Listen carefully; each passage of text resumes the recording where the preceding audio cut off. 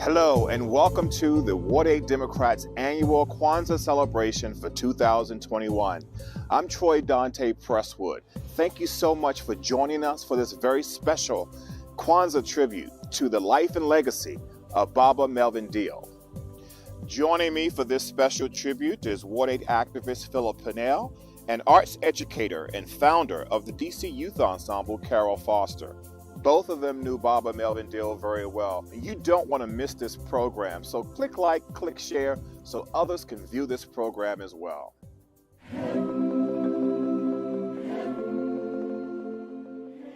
A native of the district, Baba Deal was an integral part of the city's African dance and cultural community for more than 5 decades. He was the founder and executive director of African Heritage Dancers and Drummers, where he taught many area youth and introduced them to the beat and rhythm of the drum. And in the process, he helped to build their self-esteem, cultural awareness, and kept them safe from community violence. Many of his former students were at-risk youth from the community, and they credit Baba Deal with having changed the direction of their lives. Baba Deal was an accomplished dancer, musician, choreographer, researcher, and director. He graduated from Howard University with a bachelor's degree in fine arts and education. He also studied extensively at Ghana University, University of Nigeria at Ibadan, and at numerous cultural institutions nationally and abroad in the African diaspora.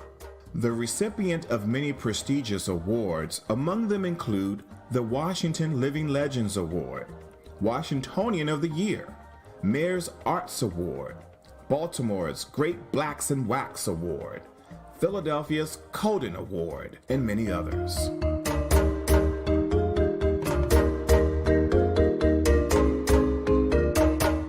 For more than 30 years, Baba Deal was our featured orator and performer at our annual Kwanzaa celebrations. In fact, he was just with us at our last in-person Kwanzaa celebration back in 2019 at Union Temple Baptist Church, where he led an incredible ceremony, and we're going to watch a little bit of that today. But what he left us with was to always remember our heritage, our ancestors, and the beloved community. Ward 8 Democrats founder Philip Pinnell introduced Baba Deal to our organization some 30 years ago, and in that time, he has always been a part of our organization's annual Kwanzaa celebration. Here are some of Philip Pinnell's reflections on his friend, Baba Deal. Yeah, I met Melvin Deal in 1976. We both worked for United Black Fund Agencies. Um, Melvin was the founder and the director of the African Heritage Dancers and Drummers, and I was working as the program developer for the community outreach program for the Howard University Center for Sickle Cell Disease, and we just became immediate friends and over the years, we were constantly um, doing projects together. I was able to involve Melvin in the Ward 8 Democrats Kwanzaa programs where he would come and do libation and bring dancers and drummers, and actually involve some of the Ward 8 Dems in the dancing. 2002.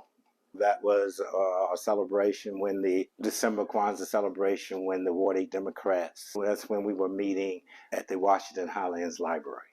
And Melvin brought his dancers and drummers. Melvin actually got people in the audience to come up and to dance, and the spirit was so great. And we must have had over 200 people there, and it was potluck, and there was plenty of food, the great spirit, and Melvin Melvin was there.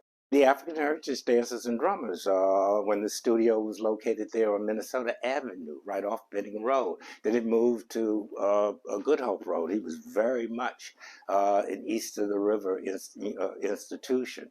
The number of dancers and drummers that were trained and that performed with him, they are still doing that to this day. You actually will see um, grandparents who will show up at an Afrocentric event and talk about how they, as children, were trained by Melvin. And there were so many times when I would be organizing events, and if you wanted to bring some type of, say, Afrocentric or Afrocentric authenticity to the event, well, getting Melvin was a deal to be there.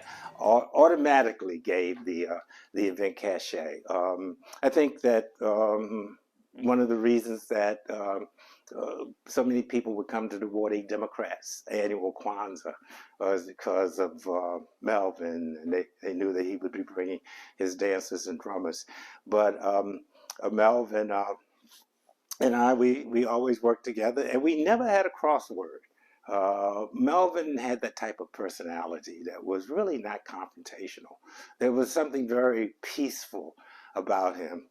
And I remember one time being a bit um, irritated with him when he was late arriving at one of my events. And, and then, and I made the statement, well, I can see why it took so long for black folks to have finally seen a TV news anchorman, because the 6 o'clock news would probably come on at 7:15. And Melvin just pretty much dismissed what I said by he saying, well, like in African cosmology, the event really happens once that person gets there. And he says also, sometimes being late is not a bad thing because it happens to throw the devil off. Because sometimes, like you don't want the devil to know what your schedule is. He was just an amazing brother, and I really miss him. Melvin actually knew Ron Karenga, the founder of Kwanzaa, and several times when Karenga was in D.C., Melvin hosted him at events. So Melvin was an authority. Where he actually knew how a Kwanzaa event is supposed to be done, and he also was able to tell us about the history and what it meant. Many times people are confused when they mistakenly think that Kwanzaa is an African a celebration, but it was something that originated here in the United States, but it has the African connections. And Melvin, because of his having studied in Africa and traveled extensively in Africa, was able to make those connections. He was a proud Black man, and with him, our cultural roots were realized and were made real. And most of us will not ever see Africa. But with Melvin, he made that connection for us. And anytime Melvin talked or taught, or performed, he was making it very clear that he was making that connection, particularly for, for and with the Africans in the diaspora. Umoja, which is the first day of Kwanzaa, unity, Umoja. The second day would be Habari Gani, Kujichagulia, which is self-determination. Then we would say Habari Gani. We have Ujima, collective work and responsibility. Ujima, cooperative economics. Then we have Nia, which is purpose. And we have Kuumba, creativity. And finally, Imani. And we must remember always to walk in Imani all the time, because we must have faith to do what we have been sent to do by God and ancestors. If we use more faith and less doubt, we would be more successful in what we do, because it is the intention of why we do things that cause it to be either successful or failure. So if you know you means people good, then you know what you're doing is going to be good. But if you got some devious means, whatever, you know how folk do, they grow horns and tails, and try to get it that way. So if you get it that way, you're not going to keep it. But if you get it the other way, by way of good intentions and by way of Imani faith, you're going to keep it. Now, it's important to realize that there are still many people who know nothing about Kwanzaa, and they don't want to know, because it bespeaks of responsibility, which means that we have to ask ourselves, what is it that we did in the past year that was good for yourself, for God, and for your fellow human beings? And whatever that is, you have to recommit yourself to doing that good thing again in the coming year and do it even better. If you were a good cook in 2017, then you would want to say, I was a good cook in 2017, and I'm going to be an even better cook in 2018, which means that you're going to eat even better in 2018 than you did in what? In 2017. Now, it's important that we remind ourselves of who we are. Maya Angelou said, never forget who you are. Never. I don't care what goes on, Tom, Dick, Harry, Jane, Sue, and Keisha. Whatever they say, you say, no, look, you don't know me. You have to know yourself. And never forget who you are. You are noble, you are beautiful, you are loving and kind. These are all things, if you're not it, you want to be it. IT. And that goes into, the IT goes into a lot of discussion about Hanukkah, because I have people come to me and say, Kwanzaa is just like Hanukkah. I said, yes, yes. And some people don't want to affiliate with perspectives of what they consider to be other people's religion, but it's not religion, it's values. We try to instill values in these young people so that they will grow up and do the what? The right thing by their community and by their families. Young men won't father children and then run. Young ladies won't birth children and then run. People who are in charge of responsible things will not take it for granted and misuse it and run. But to stay course in the community, saying Habari Gani each day. What is the news? The news should be good. It should be about what you are trying to do to make the community better. So we are here in 2017 with Kwanzaa, and you see the Kinara here, and in the center is a black candle. The first day of Kwanzaa we'll light the black candle. Second day we'll light the far right red one here on the left, then the middle, then the next one, then we'll go to the green one at the end, the middle, and the next one, and of course we'll finish with Imani, which is the, excuse me, the last day of Kwanzaa. We see the corn for the children here. We see books and other things for the gift. We also have the Makika, the libation cup, and I might add that libation and prayer is very, very paramount in the Kwanzaa ceremony because it shows reverence for God and for our ancestors. And I'm here to let you know, those of you who think that ancestor appreciation is voodoo, it's not. If the Catholics can revere saints and so forth, we can revere our ancestors. Yes. Because your grandmother and my grandmother and grandfather did not live and die to be forgotten. Right. They did what they did because they what? Loved us. They wanted us to have only what? The best. So we have to remind ourselves to remember them by calling their names when we pour the libation. So, Angela, would you like for me to pour a libation and then? Please, sir. All right, do we have some, let's see, some water?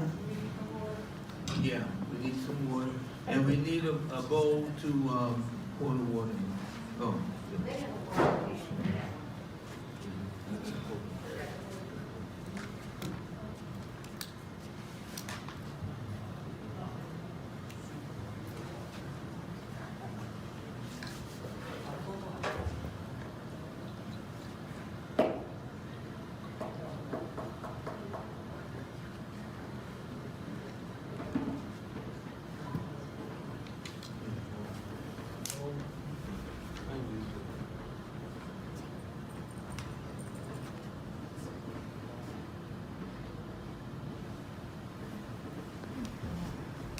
In the Twi language, I will say I go, which means are you listening or may I continue?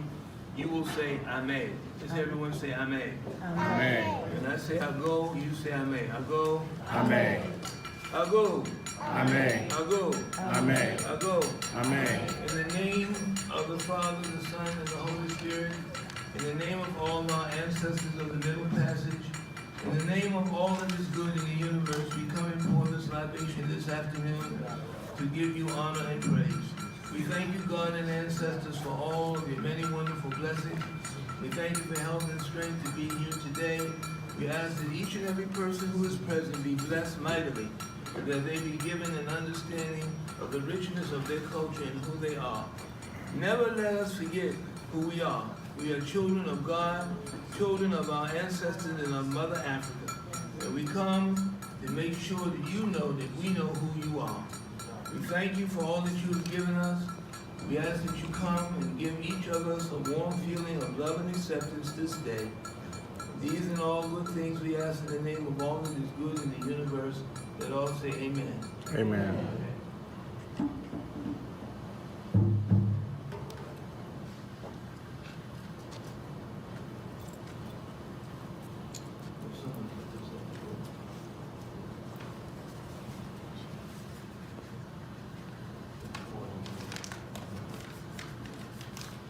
If we could stand and do the 7 Harambe's.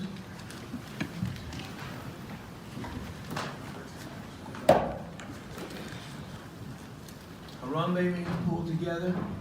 We have come to pull together today, Ward 8 Democrats and community members. We've all come to pull together as one.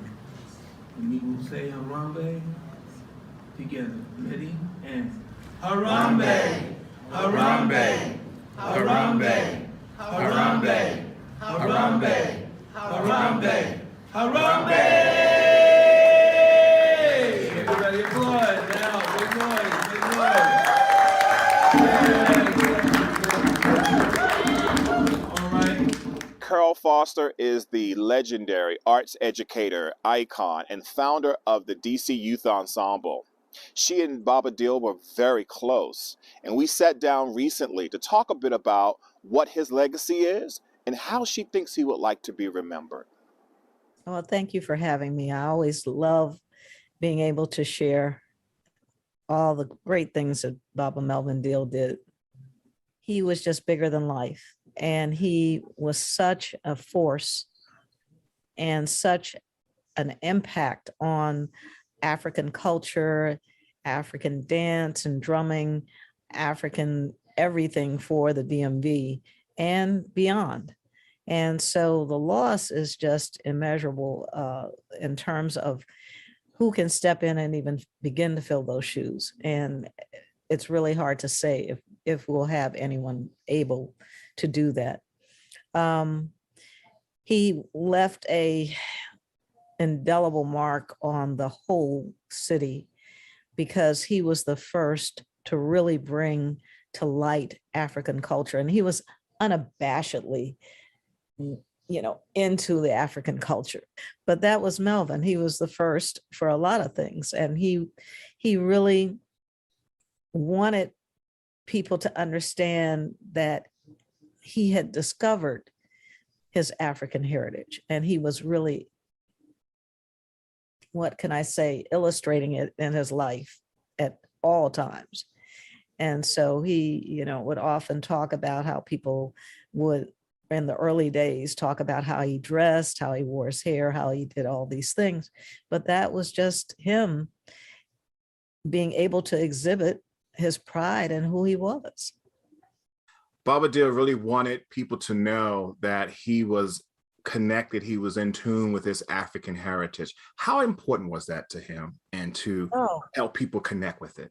Yeah, extremely important. And I feel like he was the one that put me in touch with my African heritage and taught me. And he did that for everybody. And all of us felt like we were his special children because of it. And he lived for that. He lived for that. And he was such a philosopher and such a historian and such an observer of what was going on around him, that he was always able to put things in perspective. And in that perspective, it was always from an African view. So he was very instrumental in enlightening so many people and so many young people. One of the things that I think I will always remember, Mrs. Foster, is toward Baba Deal's end of life, you helped to organize, I guess, what do you call that? Is it like a Sela? It was a Zoom gathering. Wow, but it was an opportunity for us to give him his flowers while he was still here and with us. And I will always remember, and I think most of us who participated on that call will always remember that we had a chance to do that with someone who we really loved and adored. Tell me why that was important for you to do and to plan. Well, I thought, there was such an issue around people being able to see him because they weren't vaccinated. So that was one of the motivational tools for it, because of the fact that I wanted people to see him and I wanted him to hear from them, because he would tend to, before he got, I guess, as critical as he did near the end, he would say, well, people forgotten about me, they're not thinking about me. And I just wanted him to know that people were really thinking about him. They were concerned and they appreciated him and loved him. And so we said, well, we'll try to do this Zoom, and then maybe in a month or so, we'll do another one. But it turned out that was the only one that we were able to do. But he loved it. He appreciated it so much. And when people would come on, he would just light up, and, it meant everything to him. So I was glad that it happened. It was just great having all people who spoke so highly of him and his contribution to their lives. It was just fantastic. So one of the things that Baba Dill did was for us here at the Ward 8 Democrats was he was our Kwanzaa leader and speaker and teacher, for almost 20 years. Mhm. And so, uh, and one of the things that I think most of the Ward 8 community remember, one of the things that we remember most about Melvin Deal is that he would always bring young people with him Mhm. at all of these celebrations, young ladies, young men from the community in Mhm. positive atmosphere. And so you mentioned earlier about the young people. Can you just talk a little bit more about just the impact that he's had on young people right here in Ward Oh, 8, Ward 7, and now city overall? I know you said impact on me growing up. And so I think you have a much bigger view in terms of the impact that he's really had. oh gosh, yes. Over my 50 years and his 60 plus years, thousands of young people. And Melvin, he stayed true to that calling. And he made a point of making a home for those young people that did not have one, being a father, a brother, an uncle to all of the folks that, did not have those people in their lives. And, we were talking before we started about the fact that those young people they can do anything if they have that one person who really, my grandfather used to say, just fans their spark of divinity. And that was what Melvin could do. He could fan that spark of divinity in young people and make them do things they didn't think they could do, and bring out their talent and their creativity and their energy into so many positive ways. I think the city has really lost sight of how important the arts are for our young people and how we can make a difference in lives because we give them their humanity. And if they don't have that, then we do implode upon ourselves. Mm. So if there is anything that will always be his legacy, it will be the thousands of young people that he's touched and, taking them out of the country, taking them to perform different places in the country, around the city. And because a lot of people don't know the history of African heritage dancers and drummers and how much they did in the time that they were around and how many other African companies were an offshoot of African heritage. He did a super interesting project one year when street cheers were big. I don't know if you remember, if you go back this far, but honey, there was a big thing in DC about street cheer. And the kids were out in the summer. The girls were just hitting it and they were just doing these street cheers. He took some of those little girls and brought them in and put their street cheers to African drums. Mm. And taught them how and showed them how what they were doing was an exact replica almost of what the dancing girls of Dahomey did. Mm. And he was so good at making those connections. And, talking about when we were talking about, in the videos and they pour a 40 for the homie. And, we were telling the kids, that's libation. That's what we were doing. So he was always good at making the point that we might be 7 or 8 generations removed, but the blood memory is still there. And it's a genetic memory that we do not walk away from. It stays with us. And if you really know your history, then you can see it in what people do. That's incredible. Um, and again, the impact on young people, even, someone like myself, up until the younger people who are with us today, you're right. His legacy will live on in many of them, but we got to make sure they are connected to that power that's already in us, that blood memory, right? Mhm. But many of them they've been severed from it, they have it in them, they just don't know it. So we gotta, and folks like Melvin and others like yourself, you all have worked very hard to help us connect or reconnect to that source. And I think that's one of the things that I think I'll miss most about Melvin is that he worked very hard to help us reconnect to Yes, that yes. royal bloodline that is in all of us.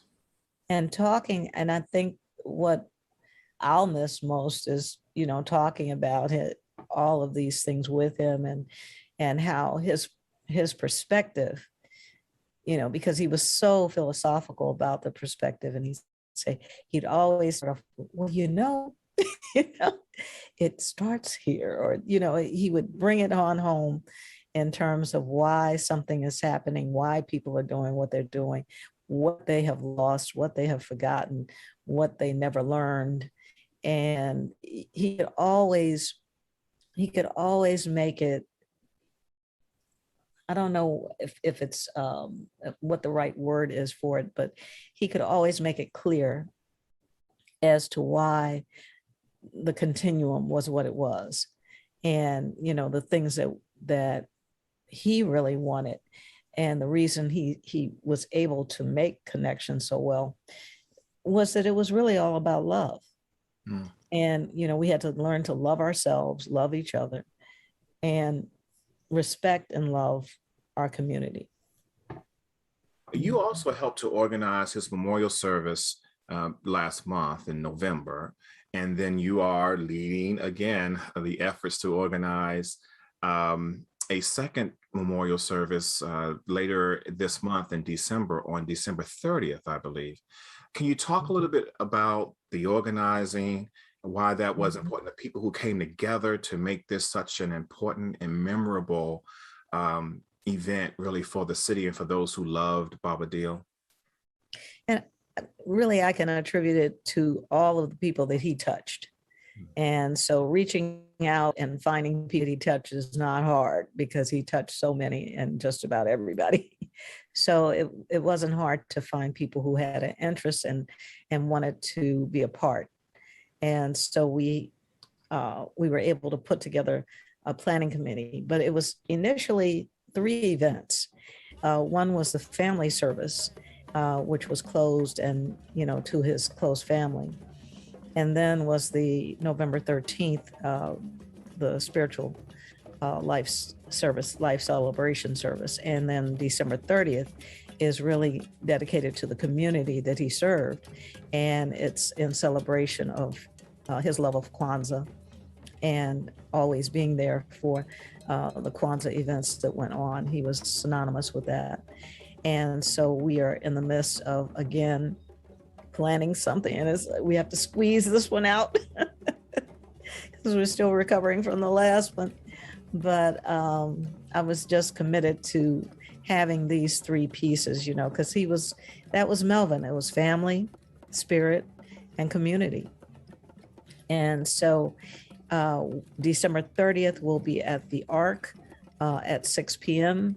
And we are already building our lineup of performers. We have Kankaran, Farafina Khan, Taratibu Youth Association, Dance Dimensions, Sound Express from Amanda Standard, a new company that's coming to DC. We have belly dancers of color. We have, we are anticipating some more folks to come on board, but I think it's going to be a really beautiful presentation and truly exemplary of our beloved Baba Deal. Well, in our final moments, what is it that you want us to know about Baba Melvin Deal? Oh, that he cared so much. He cared so much for everybody. He really did. And he wanted so much for everybody. I think he also wanted a respect that he may have felt he didn't have from the city, and a support that he thought maybe didn't exist from the city. But the city changed, and I think he would have wanted more acknowledgement and support. But I hope that, with young people like yourself and more people getting involved in the political landscape, that the arts will continue to have more support, especially in the Black community and in the communities of color. And I think he would really appreciate that. He would appreciate that we can bring our communities together. He was a person that, even though he's respected and loved and embraced African culture, he embraced all cultures. And he could bring all cultures together. He could bring all people together. I think if anything, we want to be able to be his legacy. And we want to be able to be about love and respect and caring for everyone, love and respect for everybody. Well, we are indeed honored to have you be part of this reflection on Baba Melvin Deal. Mrs. Foster, please, please, please, you got to come back again and be part of something that we're doing here in Ward 8. People here love you. They appreciate your legacy to the district and to our district's young people. And just like Baba Melvin Deal, we have the same love and respect and admiration for you as well. And thank you so much for being part of this event. Thank you so much. Ward 8 is, almost lived in Ward 8. I was in Ward 8 more than I was home. Any given time. Your kids are still, reminiscing about that. And people have asked me over the years about the whole concept of Kwanzaa and why I do it anyway. I said, because Ron Karinga was given license. They said, where did he get the license? I said, from God. That's right. He was given a license from God to bring an enlightenment to our people that hopefully would help them survive and metamorphosize themselves into a more productive race. People can celebrate Hanukkah and it's fine. Oh my, Hanukkah and the candles and you mentioned Kwanzaa, voodoo. I can't do that. But let me tell you where the voodoo really is. The voodoo is when you look at yourself and don't like what you see. When you don't love your children to the point of deliriousness, and you tell them to get on the corner and sit down and look at TV, well, you go and do something dumb like your nails or your hair. Hello. It's a circumstance of understanding value and worth of self, umoja, unity, kuti shakalea, self-determination, Ujima, collective work and responsibility, Ujima, cooperative economics, Nia, purpose, Kuumba, creativity and imani. And as I mentioned, each of the values of Kwanzaa, each one of them rings true to money on the street and money in your pocket, because if you are self-determined, you will not be afraid to start a business. Because you know that you are going to succeed in what you do. How come you know that? Because if you do it and you put God first, He will make sure that you succeed.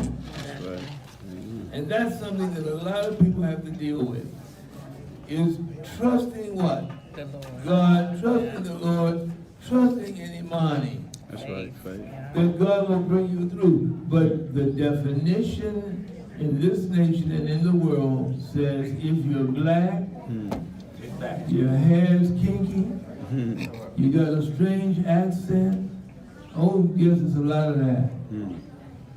You are not worthy. One of the first things I tell children when I work with them in the community is that you are worthy. They said, what does that mean? I said, it means that you're just as good as anybody else, and you deserve what everybody else has and more, because your ancestors built this country. That's right. Yes. The people who come here, and I'm not going to call any names, so I'm trying to be nice, but they're flipping their hair and flicking their nails and whatever, and looking at us like, where did you guys come from? He said, let me tell you something. If you knew what my people have paid for this freedom, you would kiss my feet. Yes. When you talk to the elders about all the atrocities that they had to bear in order to come to this land and to develop it so that you can come over the border and find refuge in something that our ancestors paid for. So I tell people, and most of you here in this room this evening have experienced it to one degree or the other. People get real cute with you out in the world because you're a black man or a black woman.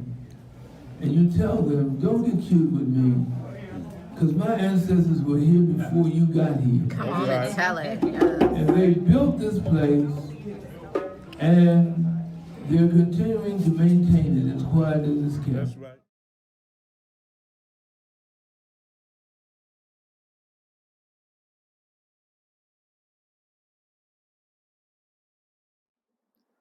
Well, thanks for joining us today for our annual Kwanzaa celebration in honor of the life and legacy of Baba Melvin Deal. You know, he meant so much to our ward, to our organization, to the district, and to Kwanzaa. He will be deeply missed. You know, I've personally known Baba Deal since I was about 14 years old, when I was a performing artist in the Summer Youth Employment Program all those many years ago. And I've known him from that time through my time at the Duke Ellington School of the Arts, all the way up until now. What an incredible legacy he leaves behind. We will never know the full impact of all the lives, the countless lives that he's touched over the years, because he simply was. Well, thank you for joining us today for this special reflection on the life and legacy of Baba Deal. Baba Deal, wherever your spirit is, we speak your name.